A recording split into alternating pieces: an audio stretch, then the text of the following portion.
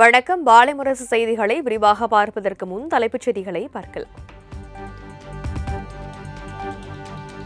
Chennai Connemara நூலகத்தில் மாமேதை Karl Marx சிலையை திறந்து வைத்த முதலமைச்சர் மு.க.ஸ்டாலின் புகைப்பட கண்காட்சியை திறந்து வைத்து கார்ல் மார்க்ஸ் புகைப்படத்திற்கு மலர் தூவி மரியாதை.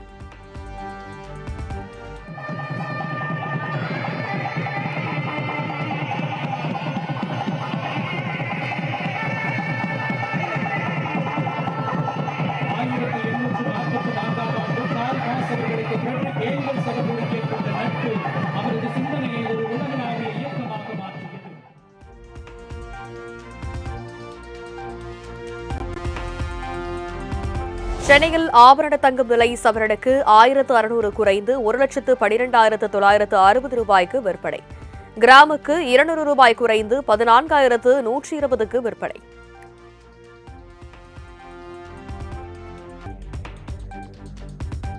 வெள்ளி விலை கிலோவுக்கு 20,000 ரூபாய் குறைந்து 1 கிலோ 2,80,000க்கு விற்பனையாகிறது. கிராமுக்கு 20 ரூபாய் குறைந்து 280க்கு விற்பனை.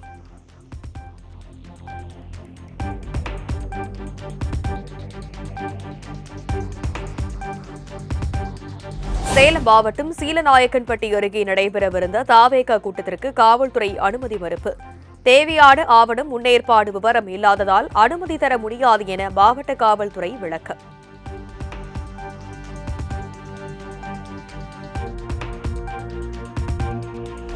நாடாளுமன்றத்தை பொறுத்தவரை ராகுல் காந்தி ஒரு ஃபஃபூன். அவர் பேச்சை பெரிதாக எடுத்துக்கொள்ள முடியாது. பாஜக மாநில தலைவர் நைனா நாகேந்திரன் சரமாரி விமர்சனம். ராகுல் காந்தி அவரு ஒரு பப்புன் பார்லிமெண்ட்ல அவரு பேசுறதெல்லாம் கருத்துல சொல்ல முடியாது. ராகுல் காந்தி அவரு ஒரு பப்புன் பார்லிமெண்ட்ல அவரு பேசுறதெல்லாம் கருத்துல சொல்ல முடியாது.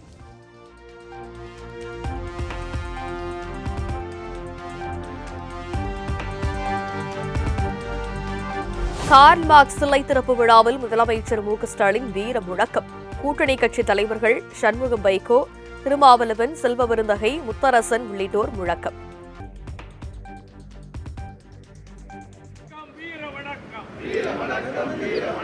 கார்ல் மார்க்ஸுக்கு வீர வணக்கம்.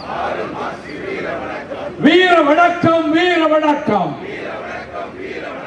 கார்ல் மார்க்ஸுக்கு வீர வணக்கம். வீர வணக்கம், வீர வணக்கம். கார்ல் மார்க்ஸுக்கு வீர வணக்கம்.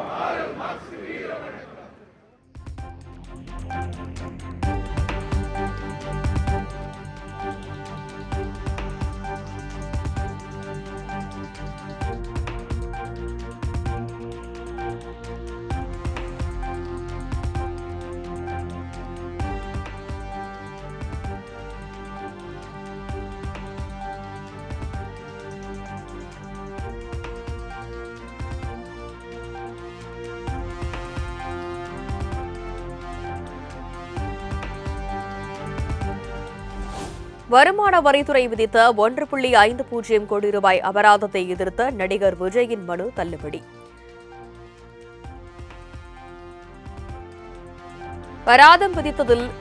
அபராதம் விதித்ததில் எந்த விதிமீறலும் இல்லை என நீதிபதி செந்தில்குமார் ராமமூர்த்தி தீர்ப்பு.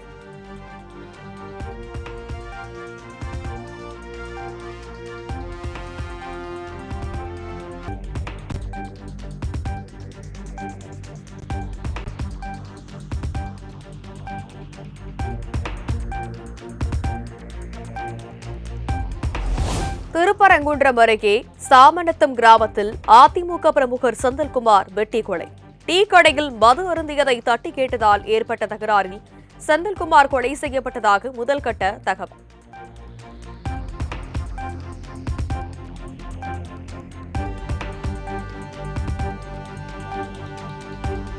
வங்கிகளின் குறுகிய கால கடனுக்கான ரெப்போ வட்டி விகிதத்தில் மாற்றமில்லை. வீடு வாகன கடனுக்கான வட்டி விகிதத்தில் எந்த மாற்றமும் இல்லை என ரிசர்வ் வங்கி ஆளுநர் சஞ்சய் மல்ஹோத்ரா அறிவிப்பு.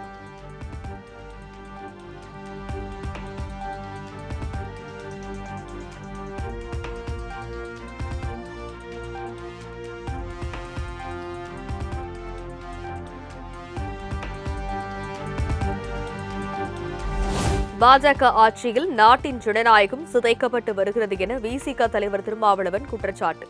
குடியரசுத் தலைவர் உரைக்கு பிரதமர் பதில் உரை வழங்காதது தலைகுனிவு எனவும் விமர்சனம்.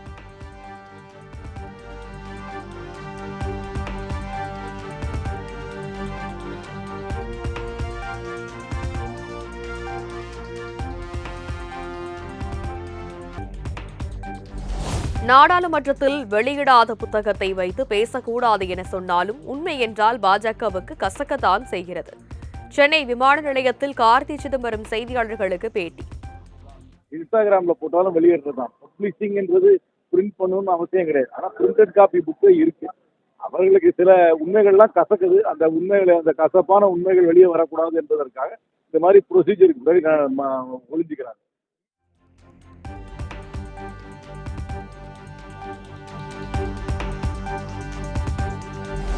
தாலிக்கு தங்கம் திட்டத்தில் ஜெயலலிதா 4 கிராம் கொடுத்தால் 1 பவுனாக உயர்த்தி வழங்கியவர் எடப்பாடி பழனிசாமி. தங்கம் விலையேறும் இன்றைய காலத்தில் பெண் பிள்ளைகளுக்கு தங்கம் என பெயர் வைக்கத்தான் முடிகிறது என செல்லூர் ராஜு வேதனை. பிள்ளைகளுக்கெல்லாம் நீ தங்கம் வாங்கி தங்கம்னு தான் பெயர் போட முடியும், தங்கம்னு பெயர் வைக்கலாம், அப்படித்தான் இருக்கு. அந்த அளவுக்கு விலைவாசிலாம் இது இருக்கு.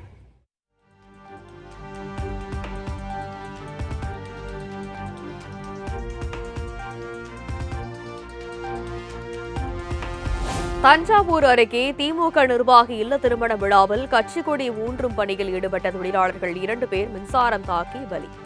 துணை முதல்வர் உதயநிதி ஸ்டாலின் திருமண விழாவில் பங்கேற்பதாக அறிவித்திருந்த எதிர்பாராத விபத்து.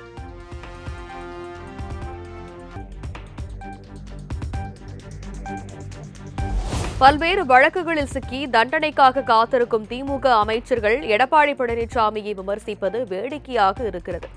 அதிமுக முன்னாள் அமைச்சர் திண்டுக்கல் சீனிவாசன் கருத்து.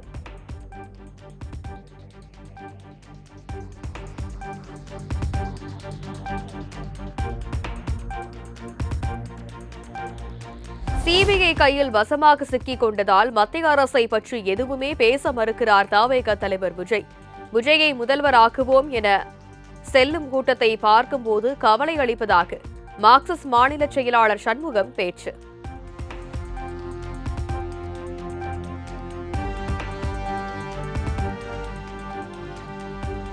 வழக்கு என்பது சிபிஐ போயிருக்கிறது. சிபிஐ இவர் சிக்கிக் கொண்டிருக்கிறார். சிபிஐ என்ன குற்றப்பத்திரிகை தாக்கல் பண்ணுவானோ, அதில் நம்மளை எத்தனாவது குற்றவாளியாக சேர்ப்பானோ என்கிற அச்சத்தின் காரணமாகவே மத்திய அரசாங்கத்தை எதிர்த்து எதுவுமே பேசுவதற்கு தயங்கக்கூடிய ஒரு நபராக விஜய் அவர்கள் இருந்து கொண்டிருக்கிறார்.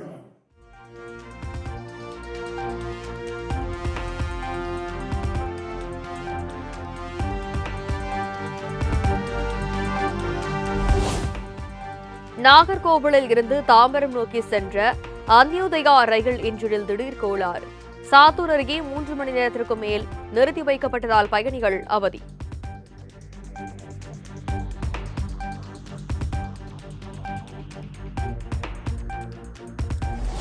விசில் அடித்தால் மாணவர்கள் தங்கள் வாழ்க்கையில் முன்னேற முடியாது என கல்லூரி விழாவில் திமுக எம்பி தரணி வேந்தன் பேச்சு.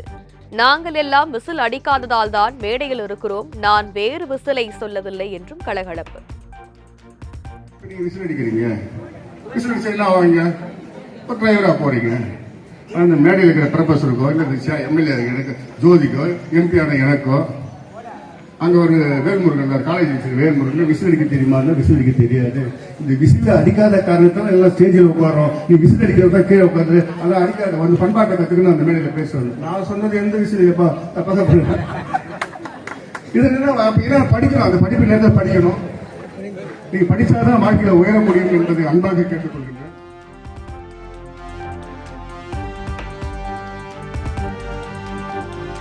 திண்டுக்கல் மாவட்டம் நத்தம் அருகே களை கட்டிய ஜல்லிக்கட்டு போட்டி. வாடிவாசலில் இருந்து சீறி பாயும் காளைகள், நடிகை துஷாரா உள்ளிட்ட ஆயிரக்கணக்கான மக்கள் கண்டுகளிப்பு.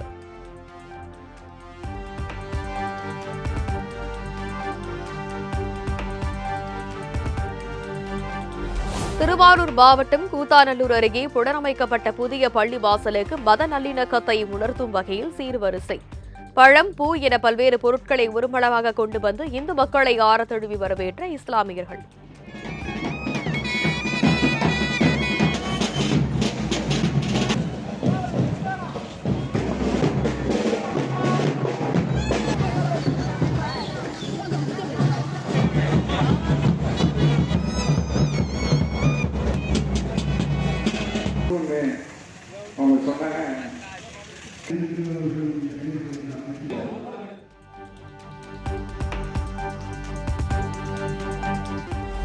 மத்திய பட்ஜெட் ஒரு பூஜ்ஜியம் என கோவை முழுவதும் ஒட்டப்பட்ட போஸ்டரால் பரபரப்பு. திமுக சார்பில் மத்திய பட்ஜெட்டை விமர்சித்து ஒட்டிய போஸ்டரை கிழித்ததால் பாஜகவினர் அதிரடி கைது.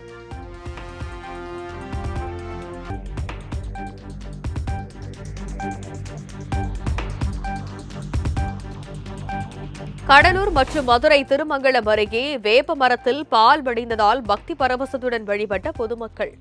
சாமி வந்து ஆடியும் அருள்வாக்கு கூறியும் மனமுருக வழிபாடு.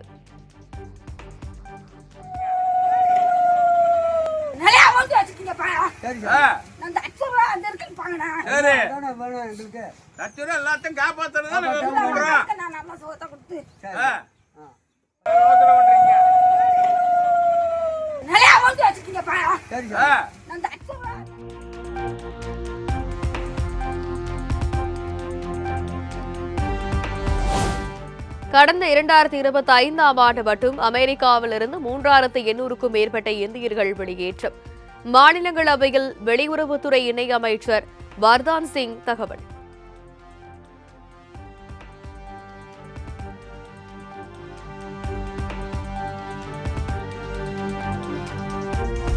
அமெரிக்காவுடனான வர்த்தக ஒப்பந்தம் மார்ச் மாதத்தில் கையெழுத்து. இந்தியாவுக்கான வரியை 18% குறைப்பது குறித்த டிரம்பின் அறிவிப்பு பற்றி மத்திய அமைச்சர் பியூஷ் கோயல் தகவல்.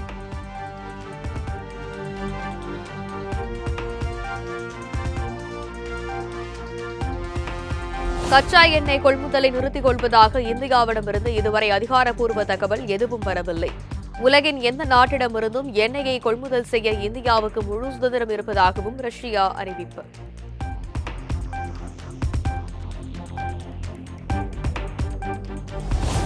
எண்ணெய் இறக்குமதியை பொறுத்தவரை 140 கோடி மக்களின் எரிபொருள் தேவையை கருத்தில் கொண்டே நடவடிக்கை எடுக்கப்படும். ரஷ்யாவுக்கு பதில் இனி வெனிசுலாவிடமிருந்து இந்தியா கச்சா எண்ணெயை வாங்கும் என ட்ரம்ப் தெரிவித்திருந்த நிலையில் வெளியுறவுத்துறை செயலாளர் ரந்தீர் ஜெய்ஸ்வால் திட்டவட்டம்.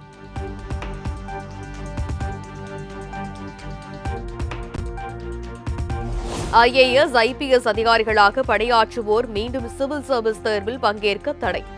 UPSCயின் அதிரடி அறிவிப்பால் தேர்வு எழுதுவோர் மட்டுமின்றி பணியில் இருப்போரும் அதிர்ச்சி.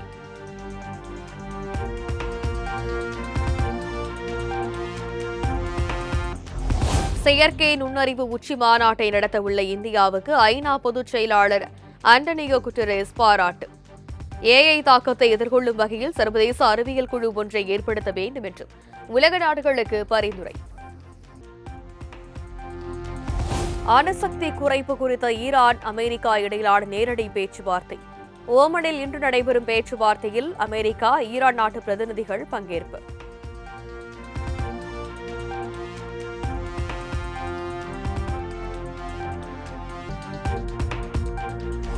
(2026) மகளிர் பிரீமியர் லீகின் இறுதிப் போட்டியில் டெல்லி அணியை வீழ்த்தி 2வது முறையாக கோப்பையை வென்றது ராயல் சேலஞ்சர்ஸ் பெங்களூரு அணி. 6 விக்கெட் வித்தியாசத்தில் அபார வெற்றி பெற்று அசத்தல்.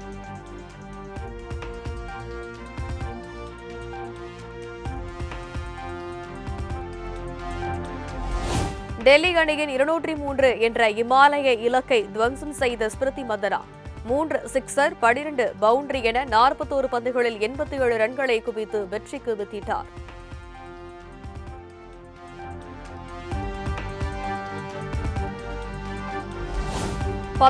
வயதுக்கு உட்பட்டோருக்கான உலகக்கோப்பை இறுதிப் போட்டியில் இந்தியா, இங்கிலாந்து அணிகள் இன்று பல பரீட்சை. ஏற்கனவே 5 முறை சாம்பியன் பட்டம் வென்ற இந்திய அணி 6வது முறையாக பட்டத்தை கைப்பற்றுமா என ரசிகர்கள் எதிர்பார்ப்பு.